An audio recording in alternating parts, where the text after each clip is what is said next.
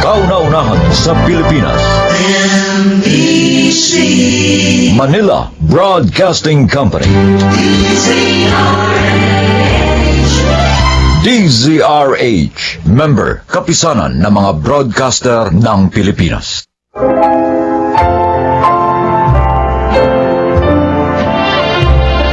Magandang araw po mga giliw naming tagapakinig. Narito ang kasaysayan ng isang pilyong bata. Siya ay si BJ. Dalawa lang po kaming magkapatid ni Kuya Sandy. Siyempre, akong bunso. Nakakahiya mong sabihin, pilyo po ako at mahilig maglakwatsa. Kaya nga po, grade 5 pa lang po ako.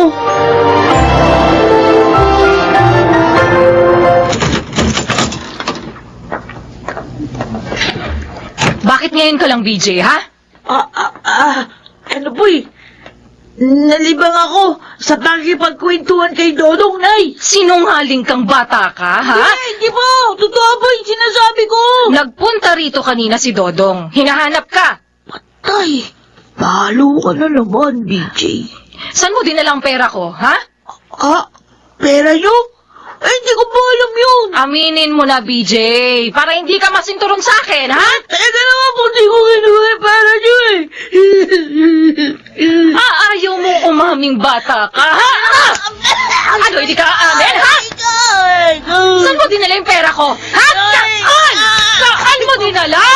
Hindi ko naman talaga kinukuha yung pera nyo eh. Nagsisinungaling ka pang bata ka. Dalawa lang tayong nandito sa bahay. Nung lumabas ka, nawala ang pera sa pitaka ko. Saan ka galing, ha? Saan ka galing? Tama na po na. Bakit matagal kang nawala? Tama na, Rico. Mapapagod ka lang sa batang yan. Kahit kailan naman, hindi yan umamin sa kasalanan niya. Bakit ka ba ganyang bata ka kasi, ha? Napakaraming beses na naming sinabi sa'yo na masama ang pagnanakaw. Bakit ginagawa mo pa rin ang magnakaw, ha? At ang masakit, sa sarili mo pa magulang. Kailan ka pa ba magbabago?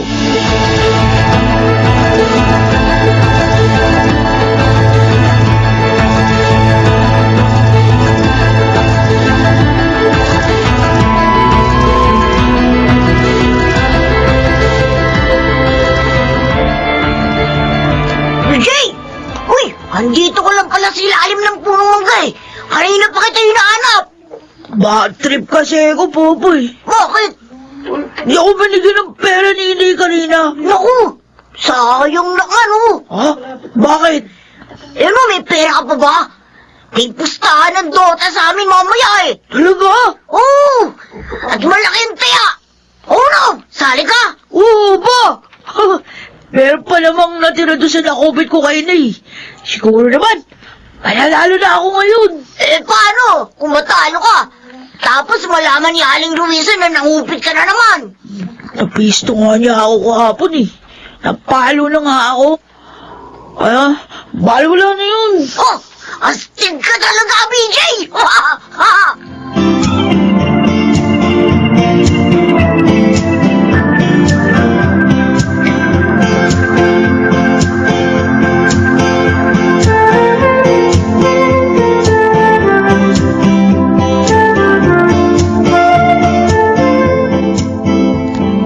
Luisa, di ba kanina pa ang labasan ni na BJ sa eskwela?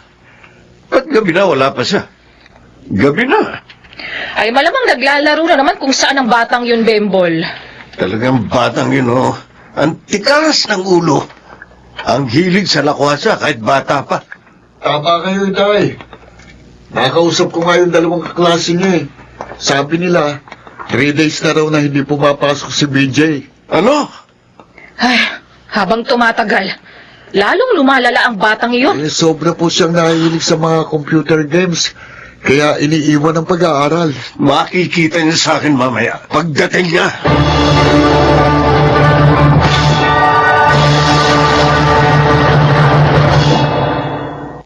Ay, nagluhod dito sa asin. Kawit na rin ako. Yung mga kamay ko sa pagdipa. Hayaan nyo lang siya, tay. Dapat matuto talaga siya ng leksyon. Ah! Oh, Pag-consult dyan! Di lang naman tuhod siya kamay ko masakit eh. Pati nga puwet ko.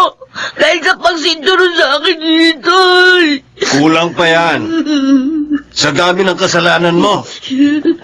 Nangungupit ka na nga sa amin ng nanay mo. Pati pag-aaral mo, pinababayaan mo pa. Ay, pinapasok naman po ako eh. pumapasok ka nga pero hindi naman sa eskwelahan kundi sa computer shop. Ay, di ba kaya ko yun, Sadi?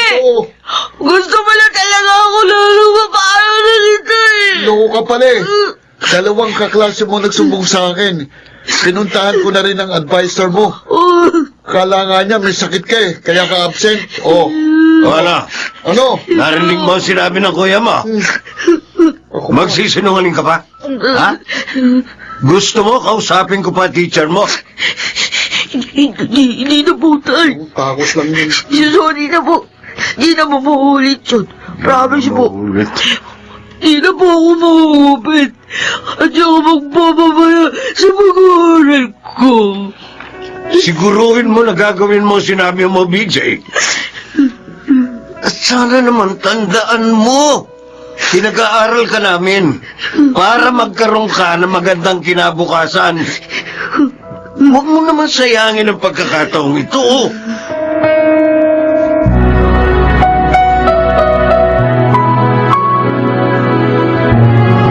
Nako, at binigyan na naman pala kayo ng problema ni BJ. Sinabi mo pa, Nay. Napakalayo talaga ng batang yun kay Sandy. Si Sandy kahit minsan, hindi kami binigyan ng sakit sa ulo ng batang yan. Hanggang matapos siya sa pag-aaral. At ngayon namang may trabaho na siya, pagtulong sa amin ang ginagawa niya. Hindi naman nakapagtataka kung magkaiba man sila. Dahil iba talaga ang pinagmulan nila. Nay, Pasensya na. Hindi ko lang talaga maiwasang maghinala na siguro pasaway din ang mga magulang ni BJ. Kaya siya ganyan.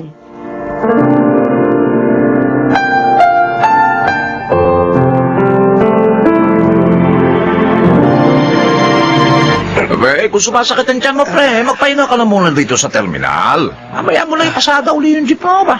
Mabuti pa nga, Estong. Baka madisgrasya lang ako. Memol, hindi kaya siya lang katapat niyan. Baka gusto mo lang magbawas. Hindi, iba talaga eh. Iba pagsakit ng tiyan ko. Ay, naman. Uy, pala. Nakita ko yung bunso mo, ha?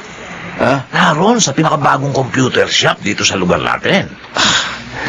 Hindi pala niya tinupad ang pinangako niya. Hindi na naman siya pumasok.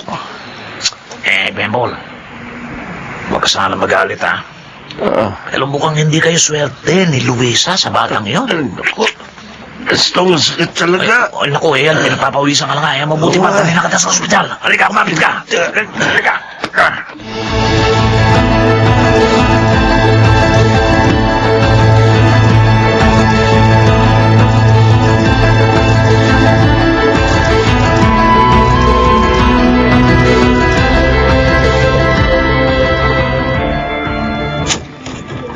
Uy, naku, Luisa, mabuti narito ka.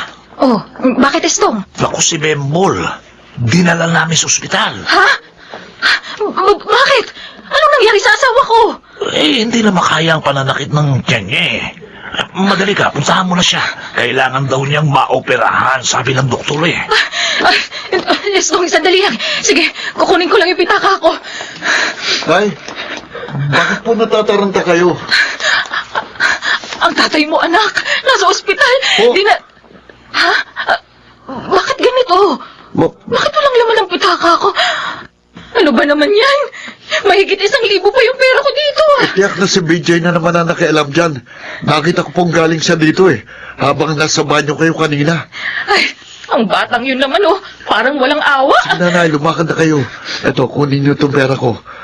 Ako na pong bahala kay BJ mamaya.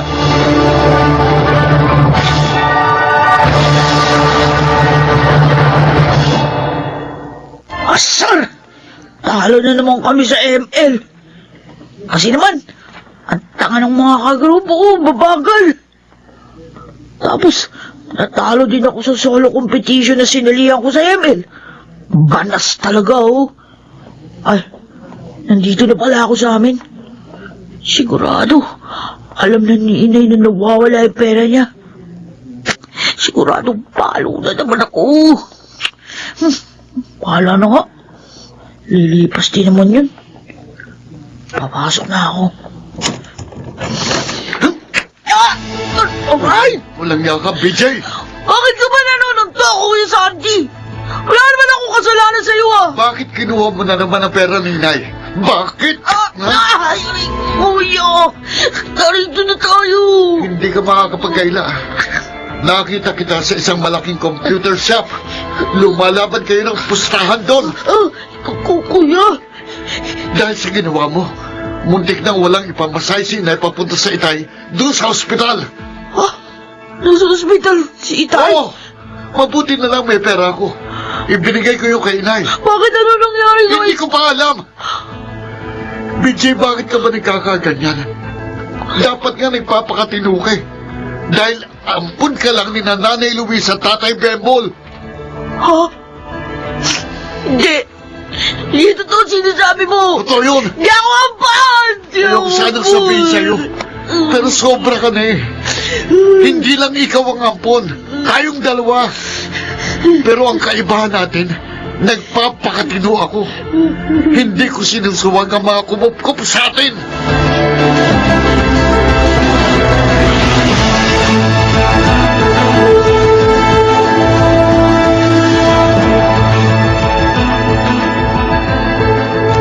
Ay, at alam mo na pala, BJ.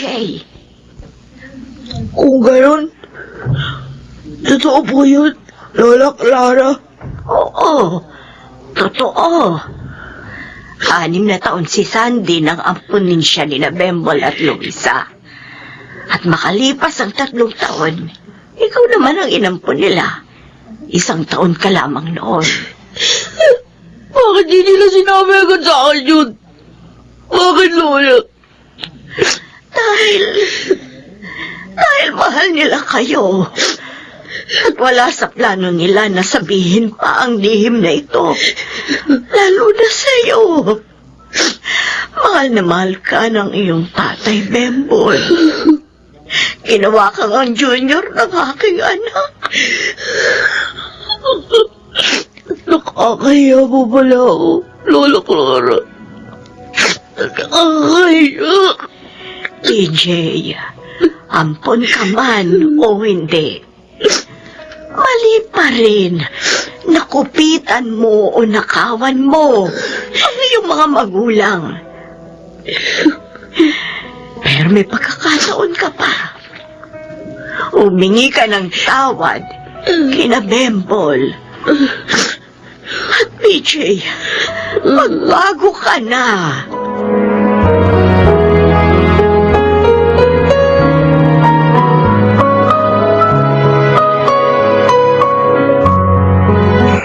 Tay, kumusta na po kayo? Maayos na, anak. Naoperahan na ako sa appendix. Sabi ng doktor, buti na lang daw at nadala siya agad dito. At mas mahirap daw kung pumutok ang appendix niya. Sorry po, Nay. Tay, ang dami ko po kasalanan sa inyo. BJ, Ang daming beses kong sinaktan ng loob niyo. Ang daming hirap at pagod niyo sinayang ko. Dahil naloko ako sa mga computer game. BJ, anak. Pero, pangako po talaga. Mula ngayon, magbabago na ako. Hindi ko na sasayangin yung mga pagsisikap niyo para makapag-aral ako. At maraming salamat po sa pagkubkub niya sa akin.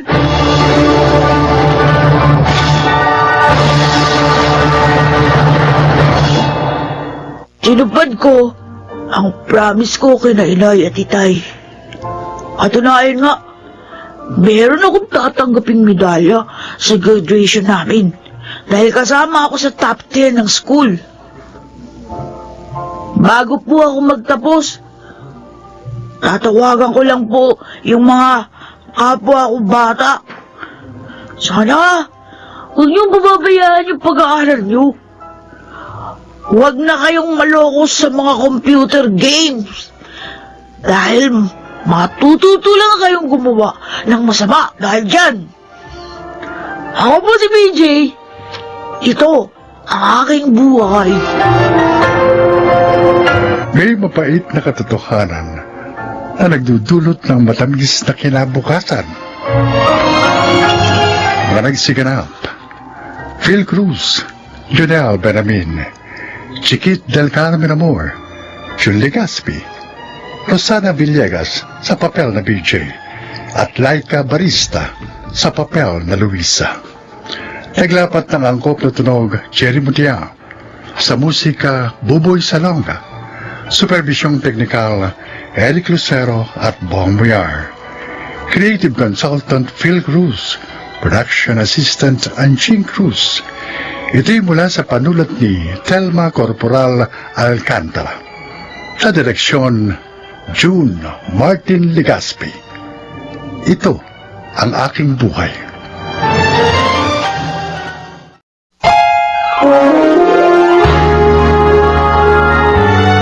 Kauna-unahan sa Pilipinas. Manila Broadcasting Company. DZRH, member, kapisanan ng mga broadcaster ng Pilipinas.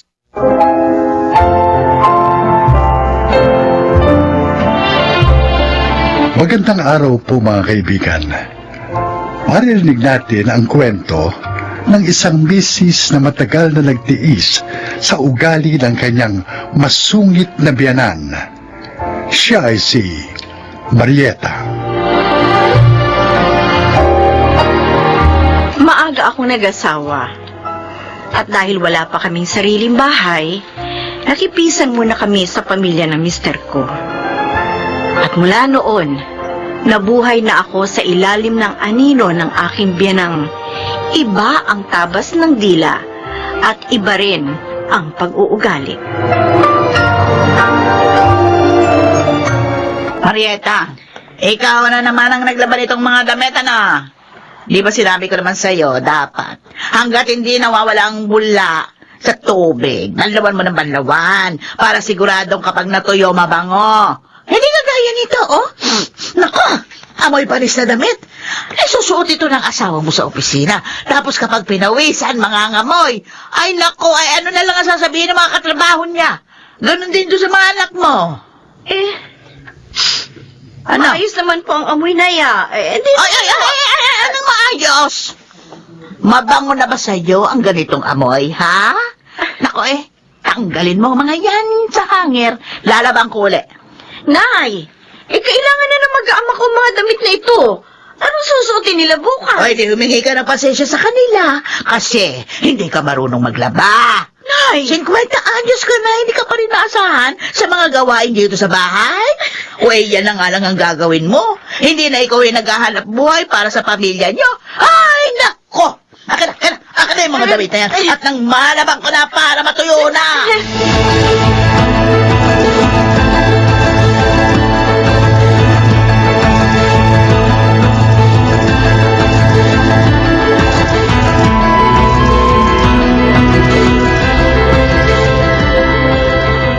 Ba't di ka pa natutulog?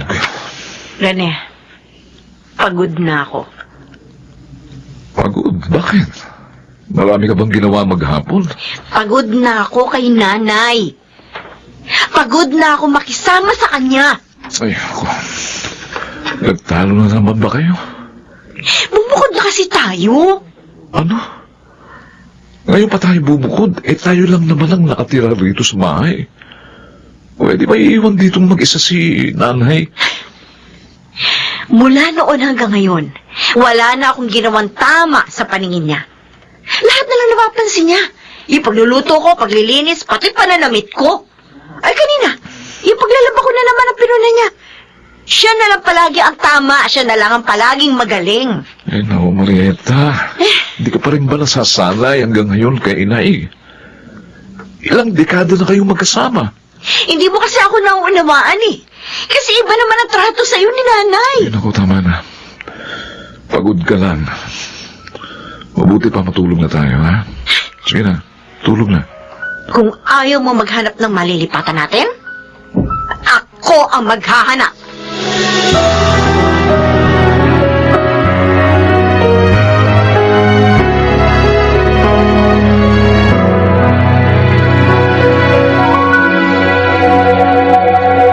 Good morning na. Ay, apa! Halika na, mag-almusal ka na rito. Nagluto ako ng paborito mo, Obed eh. Wow!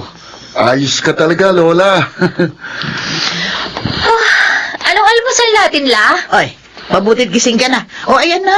Nagprito naman ako ng tinapa para sa iyo. Alam mo, the best ka talaga, Lola. Oh. Alam mo talaga yung paborito ko. Ay, syempre naman. Pwede ko bang makalimutan yan? O siya, maupo na kayo at Ay, kumain. thanks, La. Ikaw, La. Sabayan mo na kami. Ay, mamaya na ako.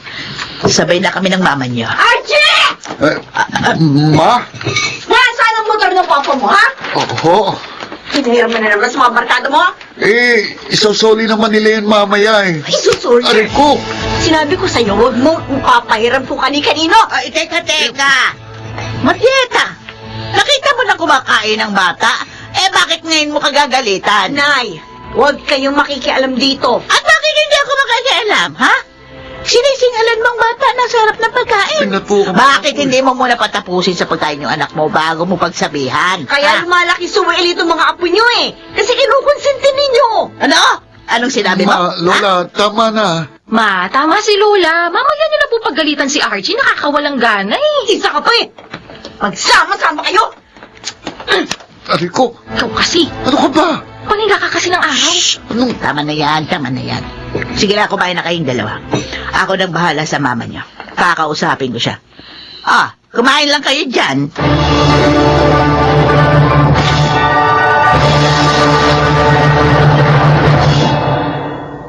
Kanina ka pa raw hindi kumakain, sabi ni inay. O eto, pinadalang ka ng hapunan. Hindi ako kakain.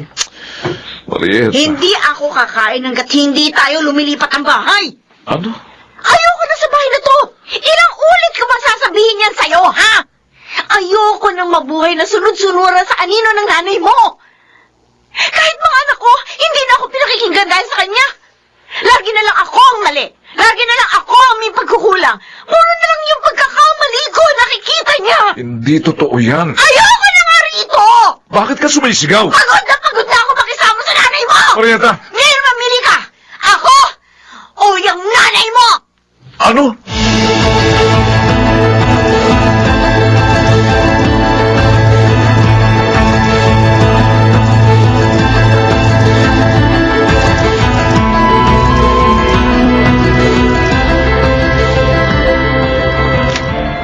La, anong ginagawa niyo dito sa may pinto ng kwarto ni Papa? Ay, wala. Ay, hatid ko sana itong isang basong gatas sa mama niyo. Ay naku, ako na lang iinom na to, La. Ah. Ayaw naman ni Mama ng gatas. Akin na. Ay, ang sarap. Ikaw na lang ba maghuhugas nito, La? May tatapusin pa kasi akong trabaho eh. Oo. Sige, ako na. Salamat, La. Sige na. Tapusin mo na yung ginagawa mo. Ay, sino kaya ang pipiliin ni Rene sa aming dalawa? Paalisin na ba niya ako rito sa bahay? O baka sila ang umalis?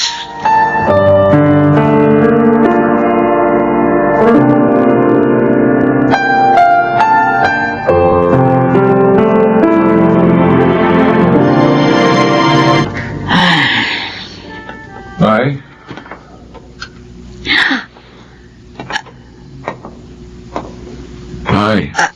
Ay, Anak, bakit parang tulala kayo? ha? Ay, wala.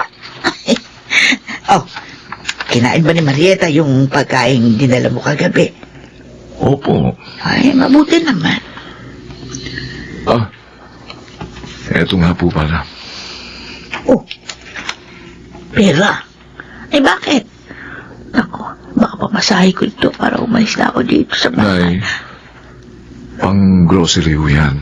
Pang- Kayo na muna mag-grocery. Pang, pang-grocery? Opo. Ay, sige. O, paano? Alis na po ako. Ay, sige. Mag-iingat ka, anak, ha? Ay, eto nga pala. Baunin mo itong saging para meron kang panghimagas mamaya. Salamat, Nay. Oo, ayan. Aray. Oh. Ay, bakit? Tsaka, namumutla kayo.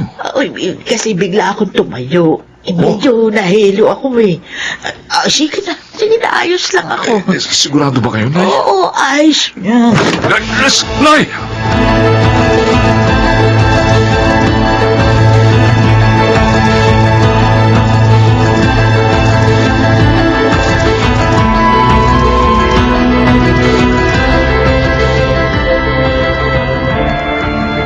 Stroke. Na-stroke ang nanay niyo. Stroke. Obserbahan pa natin siya pero may posibilidad na maparalyze siya. Diyos ko. May iniinom ba siyang maintenance? Marieta, may iniinom bang gamot si nanay? Ha? Hindi ko alam. 70 years old na ang nanay mo. Naipa-check up mo na ba siya dati? Hindi po, Dok. May mga nasasabi ba siya sa inyong nararamdaman niya, gaya ng pananakit ng ulo, pagkahilo? Marieta,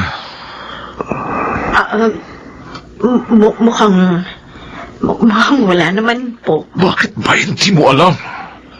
Ikaw ang laging kasama ni nanay. Wala naman. Puro kasi sarili mo iniisip mo. Hindi mo man lang napapansin kung may problema ba si nanay?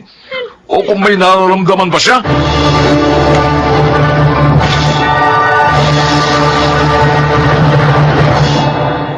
Nay, patawarin niyo po ako. Tama si Rene. Napakama ka sarili ko. Mula noon, palagi ako umaasta na parang biktima. Parang aping-api. Sarili ko lang ang iniisip ko. Sarili ko lang ang nakikita ko. Pero kanina, habang inaalala ko yung mga panahong magkasama tayo, wala ka namang sinabing mali. Oo, lahat napupuna mo dahil gusto mo matutunan ko kung paano gawin ng tama ang mga bagay-bagay. Pero hindi ko nakikita ang layunin yung yun. Kasi itinatak ko na sa isip ko na kontrabida ka sa buhay ko.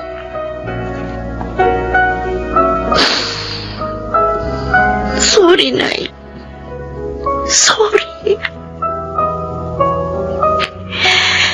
Ngayon ko lang ito napagtatanto. Nay, gumising ka na. Gumising ka na. Para kahit paano, makabawi man lang ako sa'yo. Patawarin mo ko, Nay. Patawarin mo ko.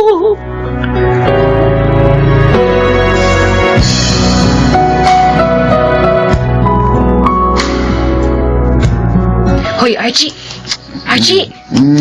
Uy, gumising ka dyan. Ano ka ba? Bakit pa, ate? Alam mo, tulog ka ng tulog dito sa ward ni Lola. Tingnan mo. Ilalanggam na yung mga pagkain. Hindi mo man lang inaayos. Alam mo, kapag nagising si Lola at nakita na niya, ako, mapapagalitan ka. Ano ka ba? Napuyat ako kagabi. Napuyat ka. Kaka-cellphone. Oo na, ayusin ko na ito. Ay, si Lola. Marieta. Lola? Gising ka na, Lola? Marieta. Si Mama. Tinatawag niya si Mama. Tawagin mo si Mama, dali.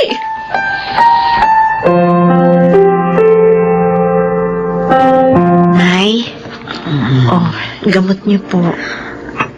Akin na. Eto po. Humawa kayo sa braso ko. Iaangat ko kayo sa higaan para mapreskohan ang likod ninyo. Marieta? Bakit, Nay? Salamat. Salamat? Saan po? Sa pag-aalaga sa akin. Naku. Wala pa nga po ito sa lahat ng ginawa ninyo para sa akin. Nay, patawarin ninyo ako sa lahat. Sa lahat ng pagkukulang ko sa inyo. Pangako, aalagaan ko kayo ng mabuti. Para kahit paano, makabawi man lamang ako sa inyo. Tsaka, gusto ko rin ang magpasalamat sa inyo. Mula nang dito ako tumira sa bahay, kayo na ang naging magulang ko. Kayo na ang naging gabay ko. Patawarin niyo ko kung hindi ko yun na-appreciate noon. Ngayon ko nauunawaan lahat ng ginagawa niyo para sa akin at para sa pamilya ko. Maraming salamat, Nay.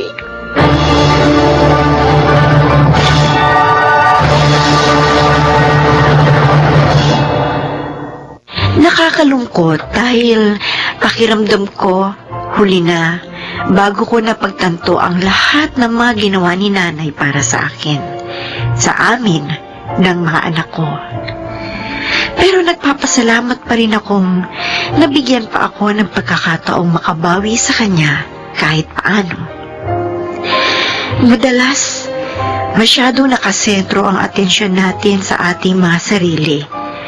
Kaya hindi na natin nakikita ang kabutihang ginagawa ng ibang tao para sa atin. Ako po si Marieta. At ito ang aking buhay. Iba-iba ang paraan natin ng pagpapakita ng pagmamahal sa ating kapwa. Gayunpaman, makita sana natin ang totoong intensyon ng bawat katagang sinasabi sa atin ng ibang tao. Mga nagsiganap, Rosana Villegas, Jun Legaspi, Phil Cruz, Laika Barista, Jonel Benamin, at Chiquit del Carmen Amor sa papel na Marieta. Naglapat ng angkop na tunog, Jerry Mutia. Sa musika, Buboy Salonga. Supervisyong teknikal, Eric Lucero at Bong Boyar. Creative Consultant, Phil Cruz. Production Assistant, Anching Cruz. Ito'y mula sa panulat ni Rita Labanon. Sa direksyon, June Martin Legaspi. Ito ang aking buhay.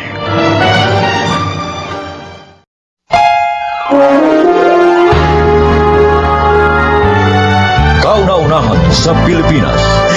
NBC Manila Broadcasting Company.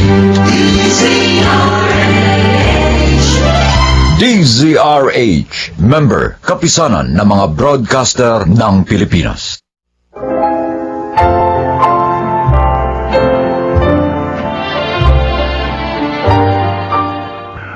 Magandang araw po mga giliw naming tagapakinig. Narito ang kasaysayan ng isang inang halos mawasak ang puso. Siya ay si Anita.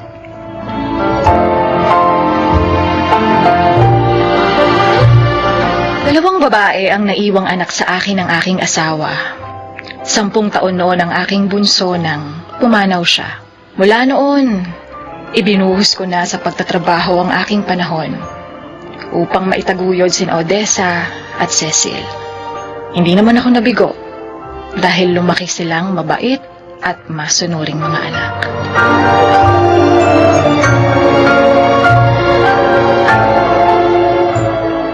Nay, gabi na. Magpahinga na kayo. Oo nga po, Nay.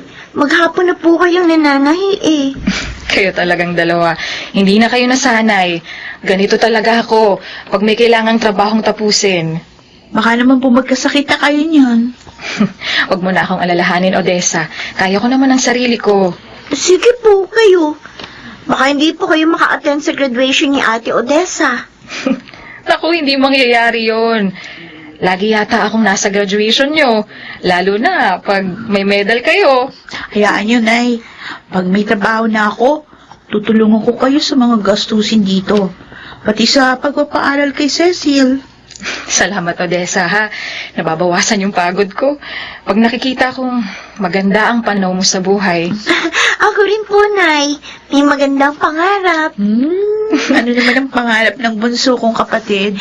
Pag may trabaho na ako, lagi ko kayong ipapasyal at pakakainin sa labas ni Inay.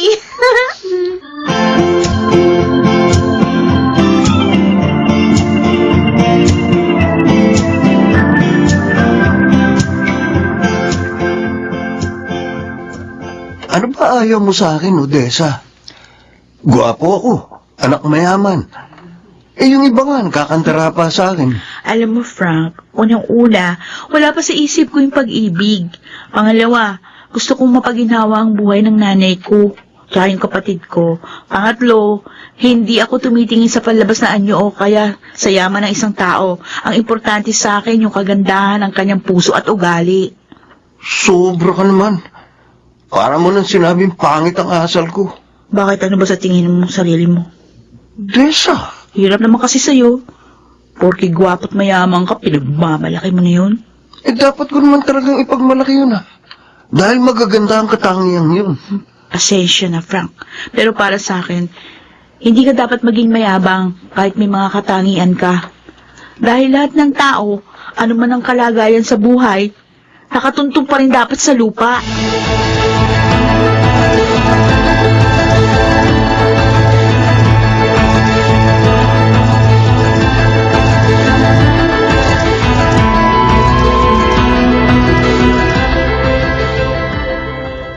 Pahiya sa mga sinabi mo si Frank kanina, ate. Noy, kongo. Nakikinig ko, ho.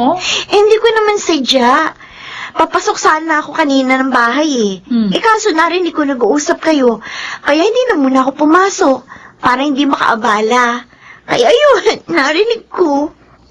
Alam mo, anak, hindi ko gusto yung ugali ng binatang yun. Ang yabang niya. Mukhang wala pang galang. Ni wala man lang hinahon ng boses kahit nasa ibang bahay siya. Ayoko rin naman po sa kanya, Nay. Tsaka, sinabi ko na po yan sa kanya noon pa. Makulit din pala siya, no? Kaya ka binasted ko uli. Pero, talaga bang hindi ka nangihinayang sa kanya, ate? Talagang hindi. Ang nalalapit ko graduation ang importante sa akin ngayon. At para makapagtrabaho na. Alam niyo mga anak, nagpapasalamat ako sa Diyos dahil kahit maaga tayong naiwan ng tatay niyo, mababait naman ang mga anak na iniwan niya sa akin.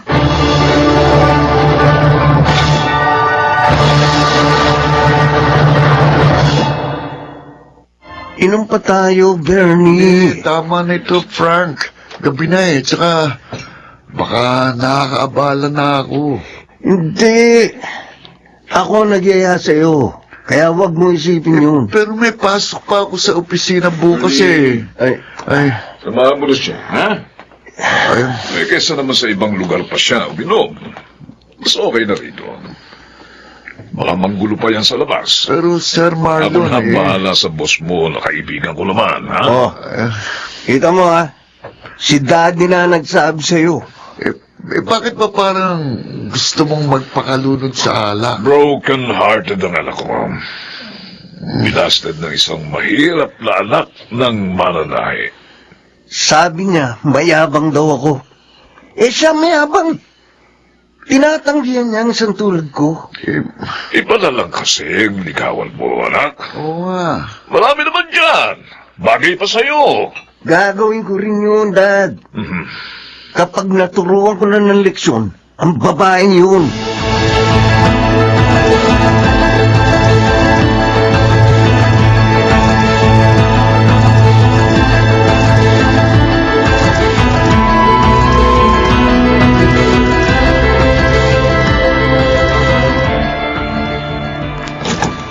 Ay, sa wakas, nakarating din. Nakakapagod maglakad. Sayang din kasi yung ibabayad ko sa tricycle, kaya naglakad na lang ako pa uwi dito. Galing sa nagpatahi sa akin ng damit. Oh, Nay, dumating na po pala kayo. Ah, Cecil, anak, ikaw na nga magluto nitong dalakong isda para sa hapunan natin, ha? Opo. Nay, si ate nga po pala, nagpunta sa bahay ng kaklase niyang si Menchi. May practice daw sila ng sayaw para sa graduation nila. Eh, sinabihan mo bang huwag magpagabi? Opo, uuwi daw po siya na maaga.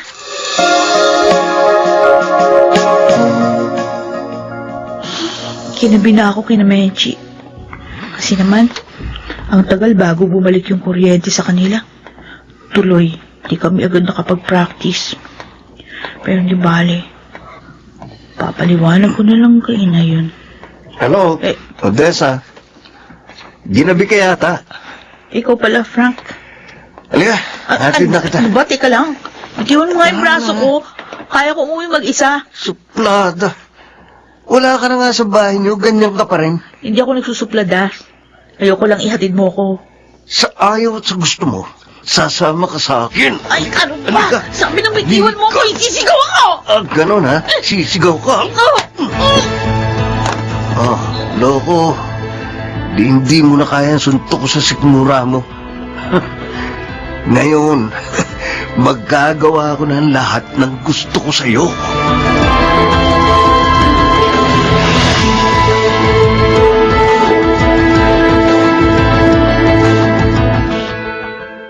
Natawagan mo na ba sa cellphone si Menchi, Cecil? Opo. Anong sabi? Kanina pa raw po umalis dun si ate. Bakit ganun? Gabing-gabi na wala pa yung ate mo. Hindi naman niya ugaling nagpapagabi sa daan eh. Nagkaalala na nga rin po ko eh. Hindi ko po kasi makontak ang cellphone niya. Diyos ko, ano kaya nangyari sa anak ko? Halika, Rita! May tao. Halika, Rita! Sandali, bubuksan ko.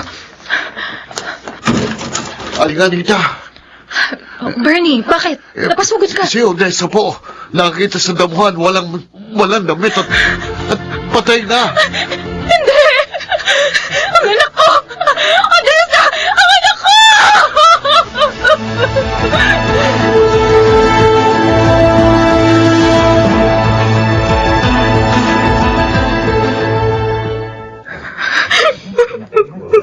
Ang kaawa-awa kong anak.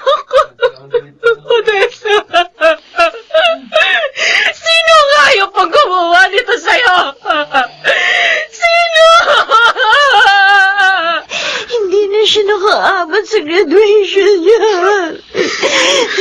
Sobra talagang ginawa sa kapatid mo. Hinalay na, pinatay pa. Hindi ako papayag.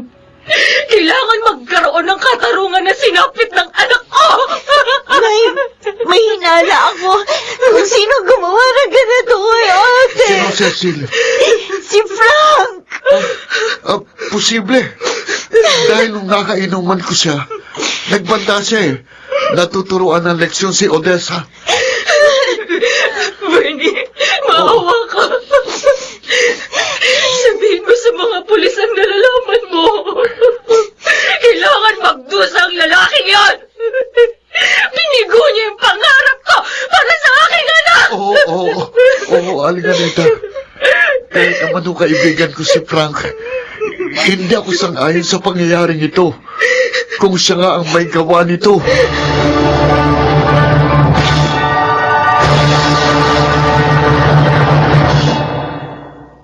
Nay, magpahinga po muna kayo. 3 araw na kayong walang tulog eh. Paano ako makakatulog? Ganung alam ko na nakatakas ang gumahasa at pumatay sa ate mo. Lalo po tayong magkakaproblema pag nagkasakit po kayo. Cecil, anak, napakasama niya. Wala siyang karapatang patayin ang kapatid mo. Animal siya! Madadakip din po si Frank, Nay. Naniniwala po ako. Ibibigay din ng Diyos ang katarungan para kay Ate Odessa.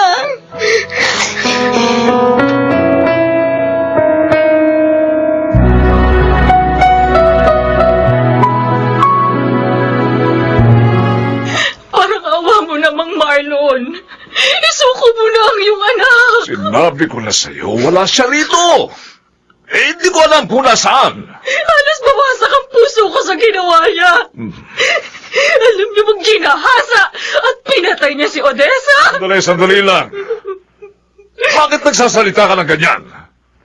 Hindi ka pa nakatitiyak. Kung ganon, iharap mo siya sa amin. Makulit ka pala eh. Sinabi ko lang hindi ko alam kung nasaan siya. Pwede ba? Huwag mo na ako istorbahin! Hindi para ito. Kailangan makapagtago ng gusto ang anak ko. Hindi ko makapapayag na makulong siya.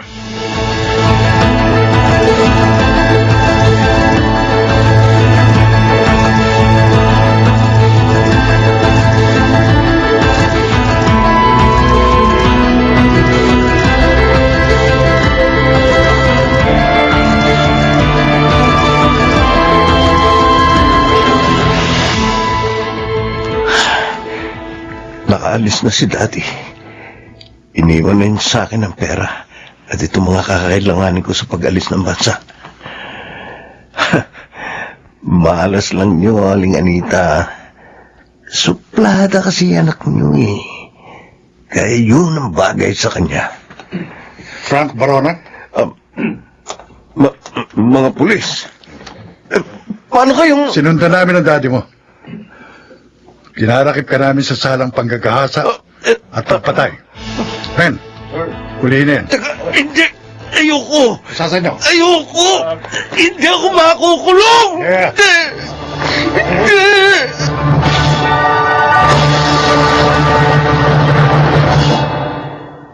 Ganon na lang ang pasasalamat ko sa Diyos nang madakip si Frank.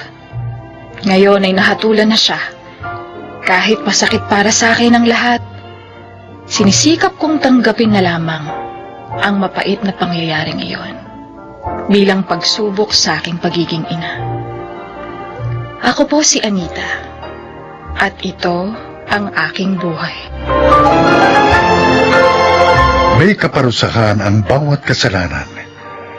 Kaya huwag sanang padaig ang tao sa kanyang kapusukan. Baka nagsiganap.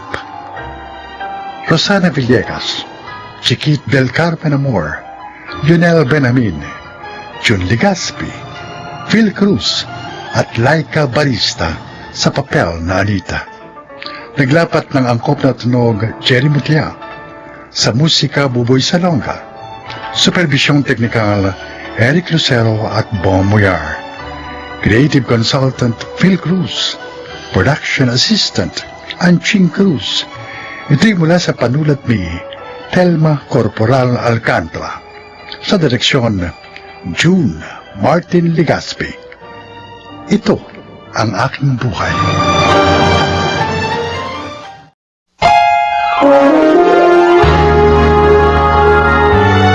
Kauna-unahan sa Pilipinas. NBC Manila Broadcasting Company. DZRH, member, kapisanan ng mga broadcaster ng Pilipinas.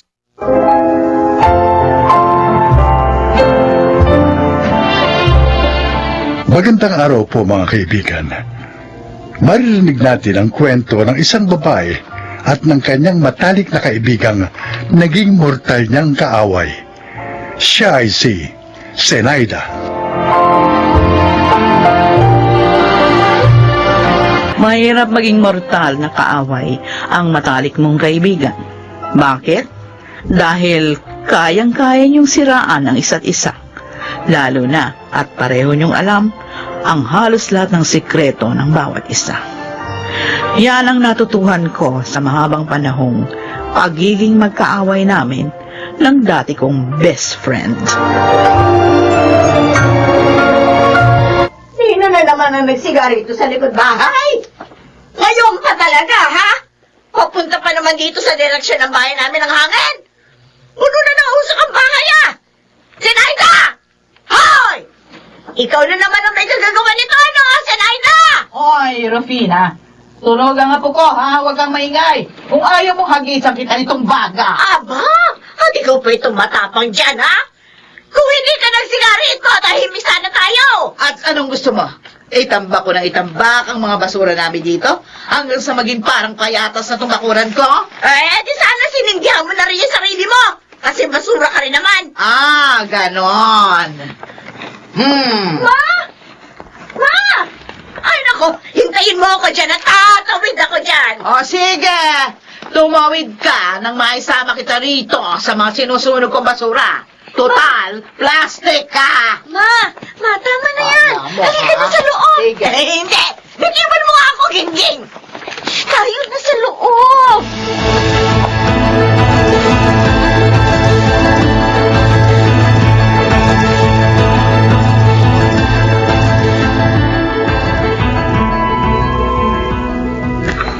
Hindi ba kayo nagsasawang dalawa? May walang araw na hindi kayo nagraratratang gamit ang mga bunganga nyo. Nakakahiya na. Anong gusto mo? Tumahimik ako habang nagsasalita ng kung ano-ano ang matandang hukluban na yon? Ang gusto ko sana mangyari, magkaroon naman kayo ng ceasefire. Nakakapagod na kayong dalawa. Ilang dekada na kaming ganito ni Rufina. Dapat masanay ka na sa amin. Huwag yung puro ka reklamo. Wala ba kayong plano magkaayos? Talaga bang hanggang sa kamatayan, dadalhin niyo ang galit niyo sa isa't isa?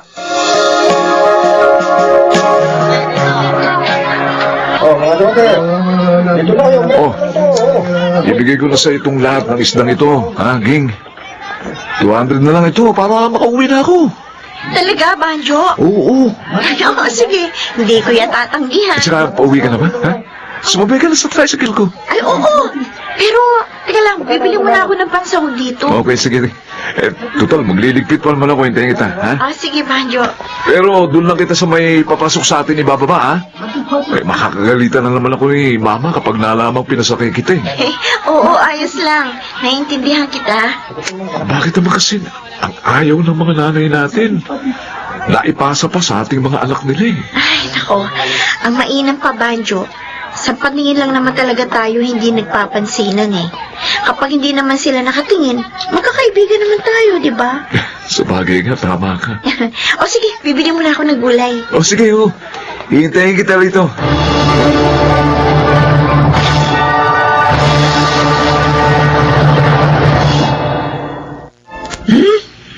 Kala mo kung sinong umasta. Jolos naman. Oo. Ang mata mo na naman, Zenaida. Ano? Kung tanawin mo si Rufina, talo mo pa ang giraffe. Umahaba masyado yung leg mo. May spring ba yan? Ay, Nardo, huwag nga akong asarin dyan na baka may tamaan ka sa akin. Ay, 2 dekada ng patay si Menandro. Yung lalaking pinag-awayan nyo. Pero hanggang ngayon, hindi pa rin kayo nakaka-move on. Hindi namin siya pinag-awayan. Inagaw siya sa akin ni Rufina. Oh, kung hindi niya inagaw sa iyo si Menandro, di balo ka na sana ngayon. Ay, hindi siya mamamatay ng maaga kung ako ang napangasawa niya. Uy. Baka nakakalimutan mong asawa mo ang kaharap mo. O bakit? Alam mo namang pinakasal lang kita dahil ikaw yung may gusto sa akin hindi naman ako. Kung hindi ako napangasawa mo, wala ka sana mga anak na gwapo at magaganda. Oo. Ang ibig ko lang naman sabihin, matatanda na tayo. Matatanda na kayo. Baka nga may sumunod na sa inyo kay Menandro. Ay, hindi ako yun, ha? Mabuti pa, magbati na kayo ni... Ano? Yan ang kaibigan mo. Napakarami niyang inagaw sa akin. Pati nga yung pagiging summa cum laude nung college, dapat sa akin yun. Pero hindi niya pinasa ang research paper ko, kaya bumagsak ako. Kala ko nga best friend ko siya eh. Oy. Pero tinatraidor pala ako. Tapos sinulot niya pa si Melandro sa akin, ha? Siniraan pa ako sa mga magulang ni Melandro. O ngayon, sabihin mo sa akin, paano ko siya mapapatawad, ha? Kaya gumanti ka. At dito ka nagpatayo ng bahay sa tabi ng bahay niya. Oo. Ay, naku. Para lagi niya akong nakikita. At nang palagi niyang maalala yung ginawa niyang kasamaan sa akin.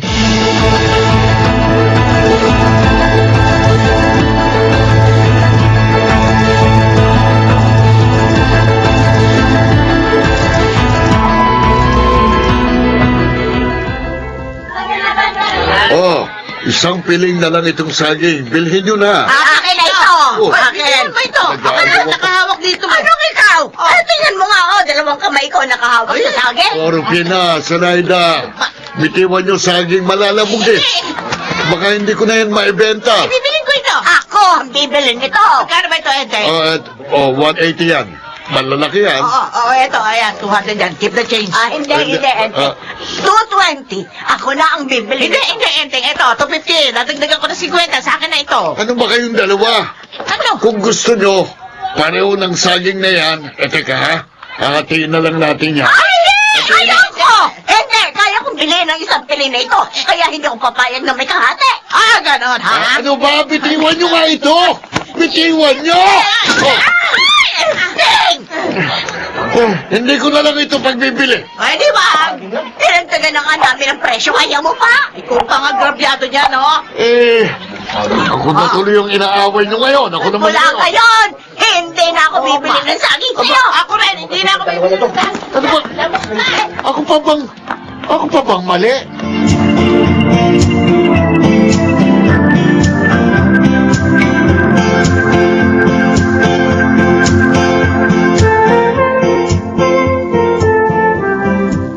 Ay, nako!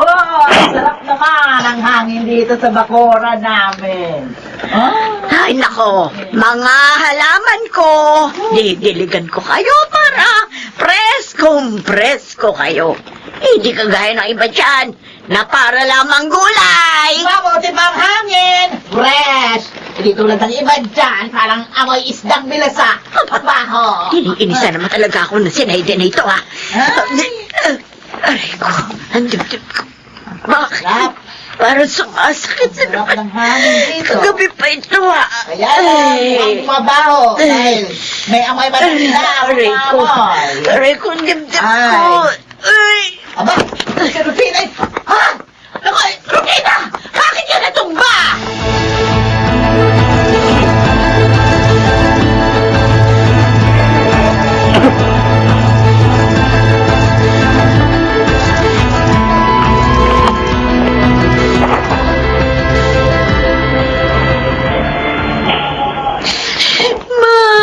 Gingging, anong sabi ng doktor? Auntie Zen, cardiac arrest daw. Kanina pa siya nire-revive. Atake? Sa puso? Opo. Ilang araw na nagre-reklamo si Mama na masakit ang dibdib niya. Akala ko nga kung ano lang eh. Diyos ko. Auntie, salamat po pala kasi inagapan niyo siya kanina. Kung hindi kayo humingi ng tulong, baka hindi ka agad siya naisugo dito sa ospital. Inagulat nga ako nang bigla siyang bumagsak eh. Diyos ko, sana makasurvive si Mama. Oo, ay, pagdasal natin siya. Halika, magdasal tayo.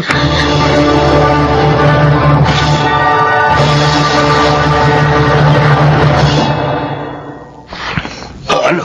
Banda? Ano sabi ni Jingjing? Wala na pa. Ha? Wala na si Auntie Irvina. Oh, Diyos ko. No? Anong sinabi mo? Ha? Patay na raw.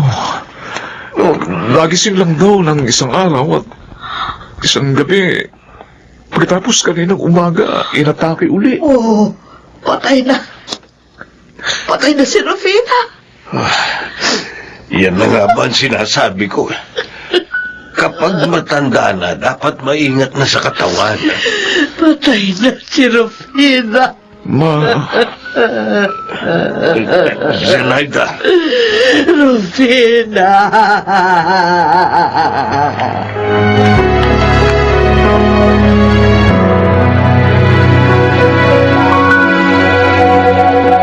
Salamat sa pagpunta, Auntie Sen. Nakikiramay ako. Ting. Maupo po kayo, Auntie. Hindi naman totoo na hindi ko pa siya napapatawad. Oh, Matagal ko na siyang napatawad. Kaya nga, nakaya kong tumira malapit sa kanya. Kaya lang, sa lahat ng mga nangyari, talagang hindi naman kayang bumalik pa sa dati. Pero ang bawat away at sigawan naming dalawa, parang pagpapahiwatig yun na napapansin pa rin naman namin ang isa't isa na malakas pa kaming pareho at kaya pa naming sumigaw at magsabunutan minsan. Pero tama si Nardo. Sana hindi kami nabuhay sa mga nakalipas na panahon sa ganong paraan. Sana mas naging mapagpakumbaba kami sa bawat isa. ganun din naman po si Mama. Isang beses, nung bumabagyo, sinisilip niya po ang bahay ninyo. Tapos sabi niya, mukhang magigiba na raw ang bahay niyo. Mabuti raw ang bahay namin matatag. Pero alam ko, paraan niya yun para tingnan kung safe pa ba kayo.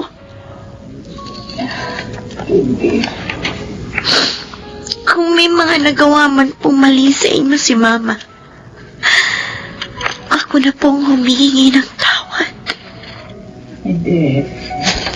Ako ang dapat humingi ng tawad. Ay, Rufina, patawarin mo ako. Kung nasaan ka man ngayon, sana magkasama na kayo ni Menandro. Dahil alam ko, nagiging masaya ka kapag kasama mo ang kaisa-isang taong iyong minahal.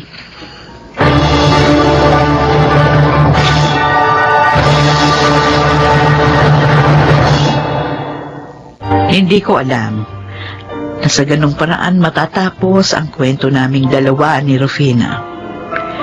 May mga pagsisisi pero huli na ang lahat.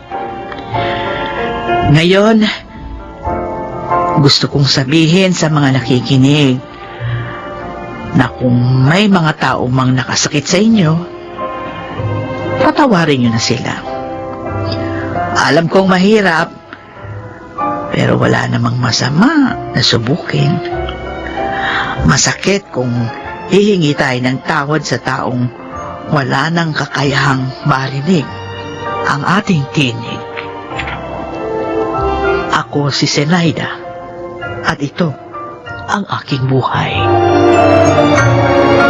Maikli lamang ang buhay at masasayang ito kung paiirali natin ang pride. Mga nagsiganap, Chiquit del Carmen Amor, Lionel Benamin, Phil Cruz, Jun Legaspi, at Rosana Villegas sa papel na Zenaida. Naglapat ng angkop na tunog, Jerry Mutia. Sa musika, Buboy Salonga. Supervisyong teknikal, Eric Lucero at Bong Muyar. Creative Consultant, Phil Cruz. Production Assistant, Anching Cruz. Ito'y mula sa panulat ni Rita Labanon. Sa direksyon, June Martin Legaspi. Ito ang aking buhay.